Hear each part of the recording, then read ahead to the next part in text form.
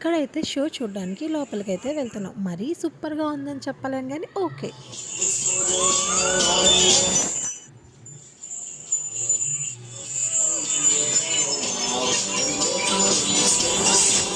ఇంకా మేమైతే 3D show చూసుకొని బయటకైతే వచ్చేసాం. ఇక్కడ పిల్లలకే కాదు పెద్దవాళ్ళ ఎంటర్‌టైన్‌మెంట్ అవ్వడానికి కూడా చాలానే రైడ్స్ ఉన్నాయి. Giant wheel, Columbus, cross wheel, break dance కూడా ఉంది. ఇంకా నేను నా ఫ్రెండ్ అయితే క్రాస్ వీల్ అయితే ఎక్కాం.